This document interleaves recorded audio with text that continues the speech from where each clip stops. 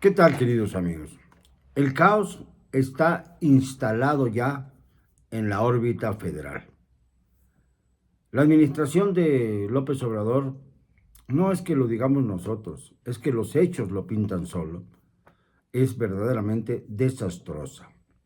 Tanto que ya no puede controlar ni siquiera a los miembros de su gabinete o a los directivos de su partido político, el partido fundado exclusivamente para llevar a López Obrador a la presidencia.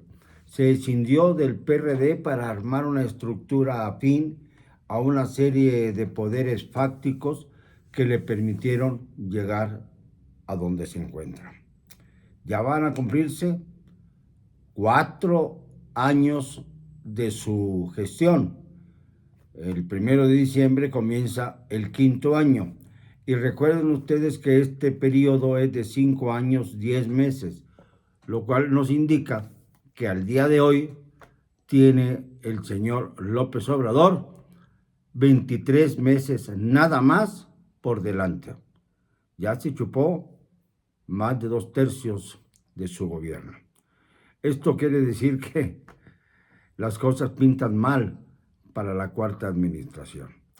Miren ustedes, por un lado, tenemos que los abogados de los generales y de los altos mandos militares que han sido señalados por su supuesta participación en el caso de Ayotzinapa, tan lamentable, tan vergonzoso, nada menos en 2014, ya pasaron 8 años de entonces, y esto nos revela hasta dónde llega la lentitud y la negligencia del sector público frente a hechos deleznables que dibujaron en México un cariz de violencia incontrolable y que le dieron la vuelta al mundo. México fue situado ya desde la época de Peña Nieto en el espacio dedicado a la violencia en el mundo. A pesar de la guerra que proviene de la invasión de Ucrania por parte de Rusia, a pesar de otros actos belicistas que mantienen al Medio Oriente en jaque, a pesar de tantas y tantas lacerantes informaciones que nos llegan del África, cuando se menciona México y su violencia, estamos en esa franja noticiosa lamentable. No hay forma de pararla. Ya el promedio diario de homicidios subió desde el año pasado, comparando el año pasado con este, de 75 y 80 diarios a más de 100 todos los días. Y estas no son cifras oficiales, claro, porque las cifras oficiales están maquilladas para que parezca que se está reduciendo el índice de homicidios, pero nosotros llevamos la cuenta diaria de acuerdo a las informaciones de cada uno de los estados de la República, gracias a la colaboración del Sol de Quintana Roo. Y gracias a esta lista nos damos cuenta de cómo se ha aumentado el porcentaje de violencia en nuestro país. Esa es una. Ahora los generales ya tienen abogados defensores y van a tratar de reclamarle, de denunciar al subsecretario de Gobernación, Alejandro Encinas, de larga carrera López Obradorista, o incluso jefe de gobierno del entonces Distrito Federal. Y pasó de noche, de puntitas. Era nada más una marioneta más que se sumaba a esta empeñosa actitud de Andrés Manuel de sentirse el ombligo de México, más o menos. Y luego tenemos también el diferendo terrible entre la señora esta Laida Sansores, de más de 80 años de edad, que casi ya parece pues una mujer, dicho con todo respeto para las damas, pues parece momificada, ¿verdad?, de tanta cirugía que se ha hecho. Enfrentada esta mujer con el senador Ricardo Monreal. Esto es algo muy lamentable, ¿verdad? Porque a todos nos induce a pensar los intereses marcados por una figura priista que no tiene defensa. Alito Moreno Cárdenas, el que ha devastado al PRI, el que lo ha sepultado. Ya le han echado tantas carretadas de tierra a su sepulcro que no hay manera de que pueda redimirse. Mucho menos si, como ahora, el señor López Obrador comienza a hablar bien de las aportaciones del PRI con tal de que Alito se sume con todos los priistas, que son los menos por fortuna, en las cámaras y hacer pasar sus reformas, sobre todo la eléctrica, que fue detenida en su momento y que tanto beneficia al más execrable miembro del gabinete presidencial, Manuel Bartlett Díaz, como la electoral, que busca, desde luego, romper la estructura democrática del INE, expulsar a algunos consejeros, bueno, algunos ya terminan su periodo, tratar de imponer a consejeros afines a Morena, derrumbar al Tribunal Electoral del Poder Judicial Federal, acabarlo por completo, golpear a los institutos electorales de cada uno de los estados de la República, para que volvamos a un esquema en el que el presidente de la República, a través de su secretario de Gobernación o secretario, de acuerdo al caso, puedan ser los que regulen las elecciones. También que se reduzca el número de diputados y senadores. En esto no estoy tan desacuerdo, no estoy pues, en una situación de no estar a favor de ello. Yo creo que se ha agigantado el poder legislativo y que ya no tienen sentido las diputaciones plurinominales y de representación proporcional, que lo que vale únicamente es aquel o aquella que ganen las elecciones de manera mayoritaria. Esto es lo que debe prevalecer. Lo de los diputados de partido que inventó López Mateos ya está muy superado. Ya la democracia insiste en que se instalen aquellos simple y sencillamente que ganen en cada distrito o en cada entidad de la República. Lo demás es paja que nos cuesta muy caro a todos los mexicanos. Esta es la única parte que yo defiendo de esta supuesta reforma electoral. De ninguna manera el ataque frontal al INE para deshacernos del órgano institucional que sin duda alguna en este momento es la representación misma de la democracia en México. Sin el INE, México no tendrá brújula. Y si no tenemos brújula, seguramente nos iremos al abismo. Hay que tener en cuenta todo esto cuando llegue la hora de pronunciarnos al respecto. Yo le pediría a los senadores y diputados que fueran sensatos, que no alebresten a la multitud, al México bravo. El México bravo está como dormido, porque no hay líderes de oposición suficientemente feroces, suficientemente enérgicos, para decirlo en términos más coloquiales, que tengan además el carisma necesario para guiar a nuestro pueblo, a nuestra nación, tan hollada por los sinvergüenzas, por la delincuencia organizada y por los políticos tramposos, marrulleros y ladrones.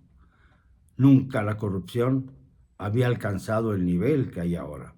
Y los que creen en López Obrador se van a llevar un tremendo chasco cuando aparezca todo lo que no se ha dicho acerca de este régimen, que ya es bastante. Pero hay muchas cosas que decir. Los negocios con las maderas finas, taladas inmisericordiamente al paso del Tren Maya. Cada árbol de maderas finas, de caoba, por ejemplo, vale $5,000 en el mercado internacional. Cada árbol. Y se han talado miles de hectáreas. Imagínense nada más lo que representa en dinero esta situación tan grave. ¿Saben cuánto es? 42,000 millones de dólares, que nadie sabe para dónde fueron. Bueno, sabemos que salieron para Guatemala gracias al puente que hay entre Campeche, con la gobernadora genéticamente corrupta, y su marido, Romeo Ruiz, que es nada menos que el embajador de México en Guatemala. Entonces abrió el pasaje directo para la exportación contrabandística de las maderas pinas para beneficio de Andrés Manuel y sus cómplices, entre ellos, desde luego, el muy célebre Alfonso Romo Garza, quien es para muchos el que dicta las lecciones atrás del trono. Para otros es el general Luis Crescencio Sandoval, que ahora está indignado por el asunto de que se ha culpado a los militares de rangos muy altos en el asunto de Ayotzinapa. Y quiere entonces la cabeza de Alejandro Encinas, uno de los colaboradores más cercanos del presidente, aunque solo tenga en este momento una subsecretaría para que pueda ejercerla dentro de la Secretaría de Gobernación.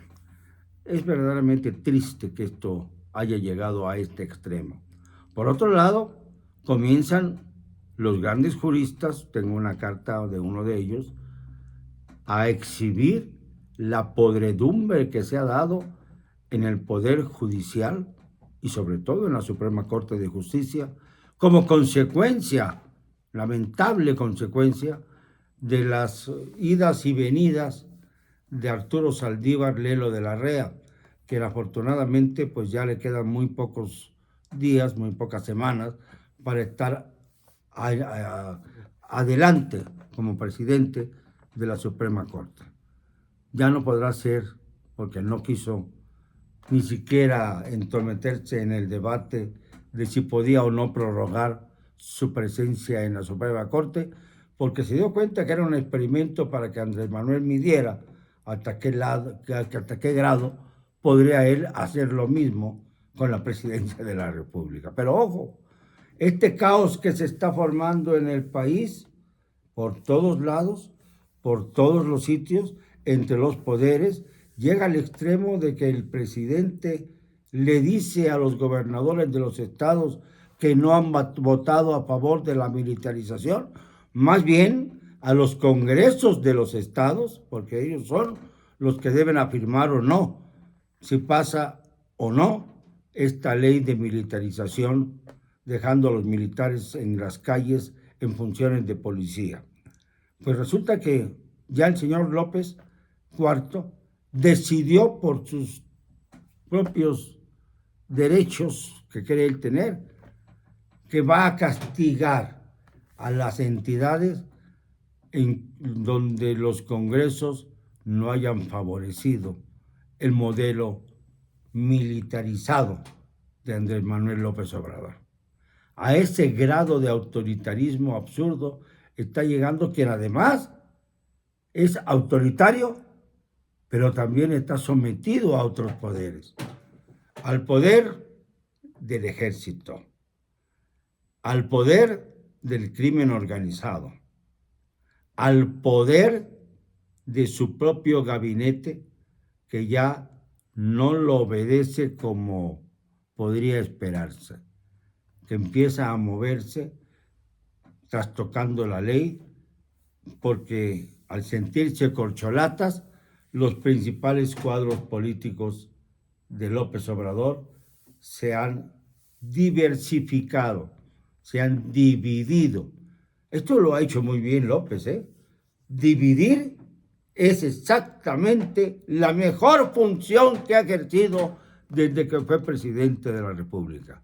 Dividir, radicalizar, hacer como si fuera un pastel, rebanadas del mismo pastel para entregársela a distintos sectores, creyéndose que el centro del pastel es él y que nadie lo va a devorar de los que tienen rebanadas. Cuidado, Andrés, cuidado, porque ya se está saliendo el país de control, ¿eh? Cuidado porque estamos todavía en 2022 a finales y vienen las elecciones difíciles en 2023 en el Estado de México y Coahuila y viene tu sucesión presidencial. Ya no te da tiempo de intentar prorrogar tu mandato. Estás, como se dice en el béisbol, out. Llegaste out a tu cuarto año de gobierno. Lo siento mucho, Andrés Manuel, la historia te va a condenar. Y perdóneme, lo digo siempre, esto, porque no me van a callar, con cero cobardía.